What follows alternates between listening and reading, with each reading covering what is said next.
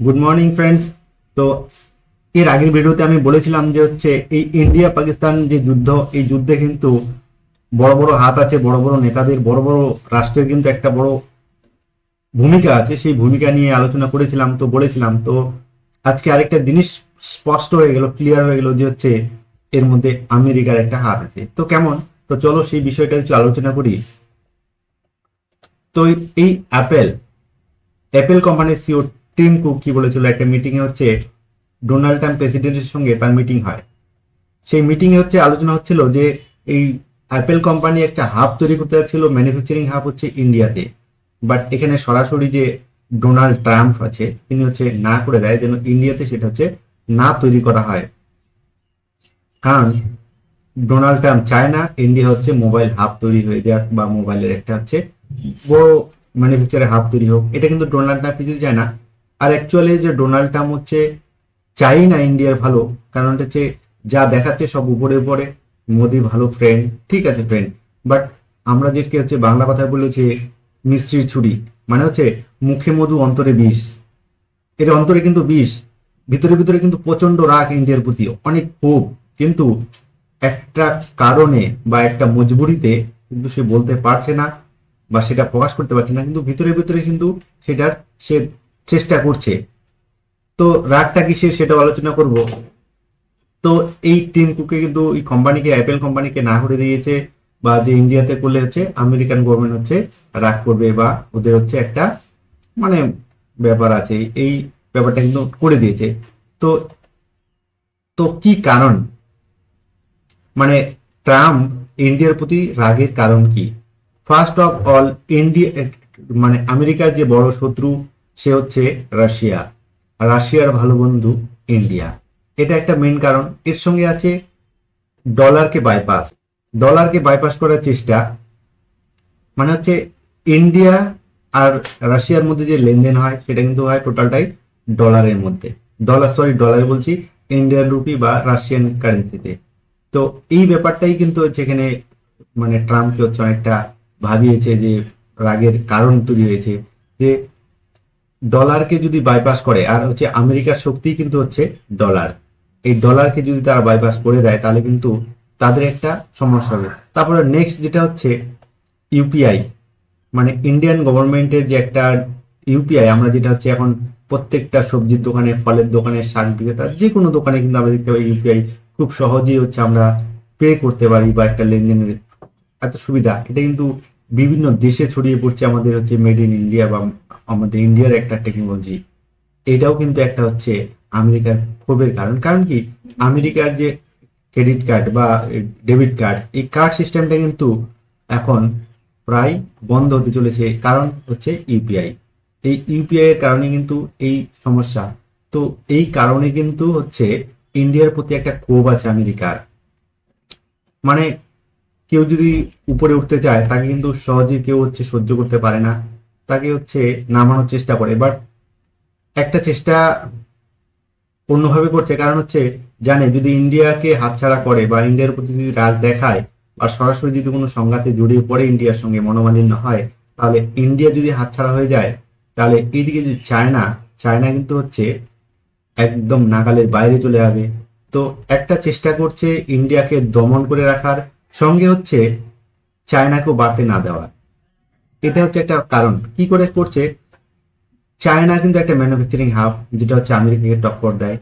এর সঙ্গে তো ভারতও কিন্তু উঠে আসছে। তো চায়নাকে দমন করার জন্য ইন্ডিয়াকে সাপোর্ট করছে, বাট ইন্ডিয়াকেও আবার হচ্ছে থামিয়ে রাখার জন্য অন্য দেশ দিয়ে ইন্ডিয়ার প্রতি একটা হচ্ছে ইন্ডিয়ার মধ্যে একটা অসন্তোষ তৈরি করার চেষ্টা করছে। এটাই হচ্ছে রাজনীতি। আর ট্রাম্পের ব্যাপারে যদি বলি, ট্রাম্প হচ্ছে একজন বিজনেসম্যান। সে জানে কি করে হচ্ছে বিজনেসটাকে ঠিকঠাক করতে হয়, কি করে করতে হয়। বাট আমি বলবো যে বিজনেসম্যান আর রাজনীতিবিদের মধ্যে অনেকটা তফাৎ আছে। আমাদের যে গভর্নমেন্ট, আমাদের প্রিয় মোদি, সে কিন্তু হচ্ছে একজন পলিটিশিয়ান। সে বিজনেসম্যানের থেকে অনেক অনেক উপরে। সে জানে যে একটা বিজনেসম্যানকে কি করে হচ্ছে হ্যান্ডেল করতে হয়, কাকে কিভাবে হ্যান্ডেল করতে হয়, সেটা কিন্তু সে খুব ভালো করেই জানে। তো এই ট্রাম্পকেও কিন্তু সে সোজা করে দেবে, কোনো ব্যাপার না।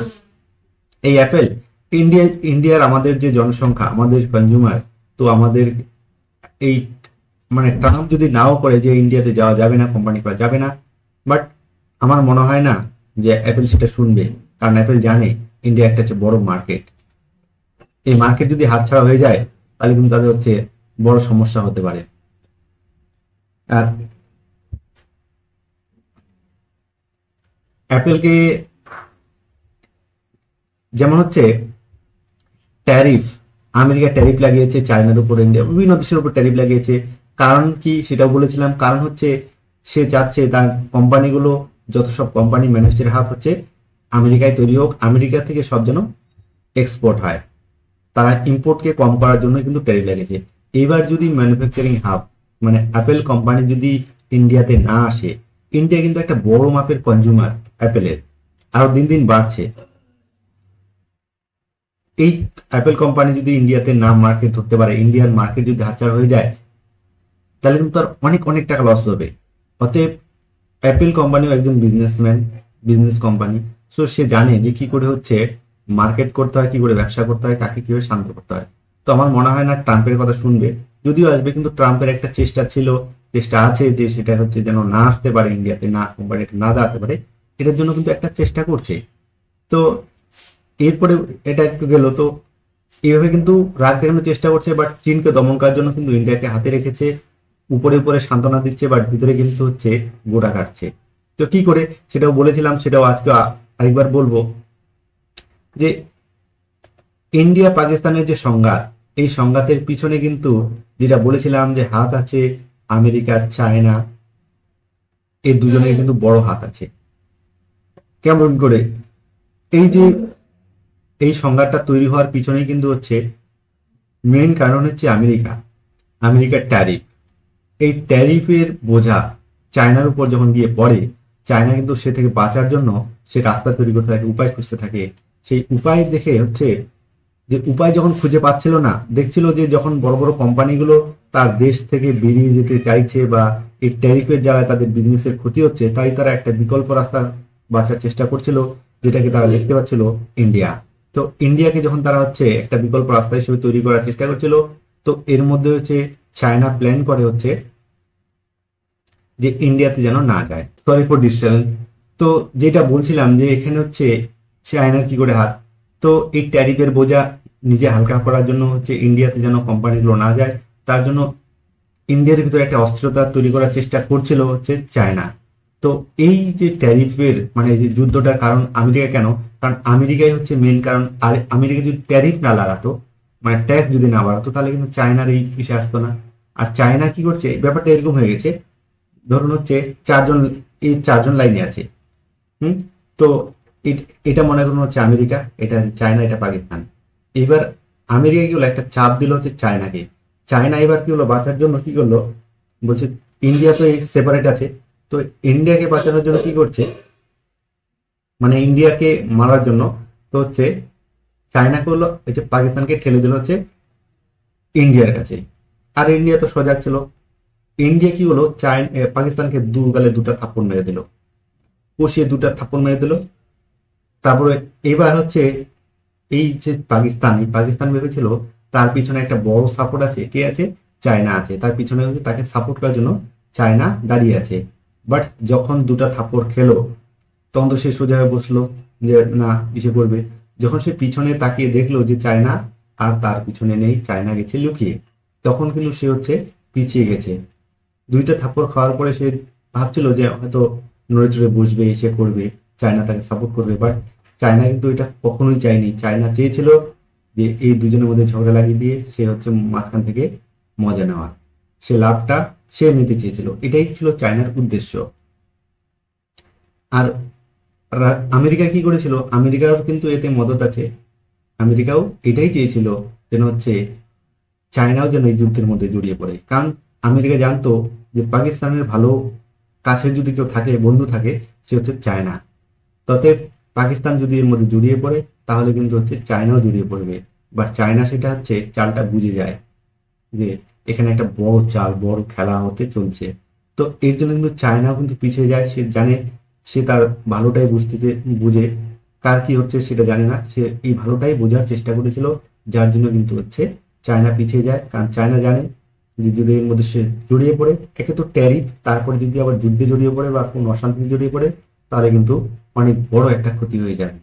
তো মাঝখানে যেটা হলো, বলির পাঠা হলো হচ্ছে পাকিস্তান, বলিও হলো, এবার বুঝবে।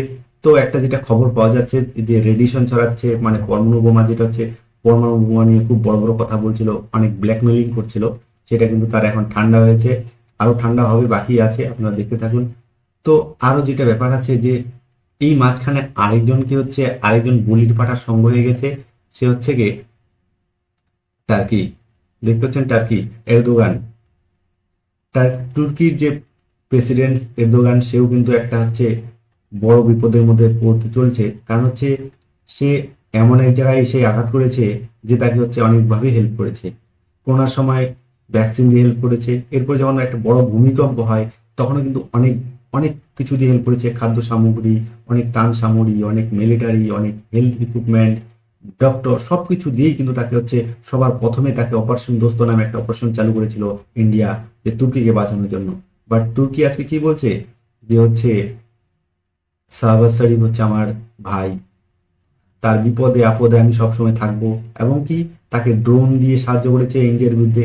ইন্ডিয়ার উদ্দেশ্য ছিল টেররিস্ট দমন, পাকিস্তানকে ধ্বংস করার মতো ইন্ডিয়ার কোনো মোটিভ ছিল না, বাট ছিল একটা হচ্ছে টেররিস্ট দমন করা। এই যে টেররিস্ট গুলা, নৃশংস টেররিস্ট গুলা হচ্ছে আমাদের ইন্ডিয়াতে এসে পেহেলগামে এসে 26 জনকে একদম হত্যা করেছে, তাদের একটা বদলা, মানে টেররিস্টদেরকে ধ্বংস করার কিন্তু আমাদের ইন্ডিয়ার প্ল্যান বা ইচ্ছা ছিল, কিন্তু সেই টেররিস্টদেরকে সাপোর্ট করছে কে?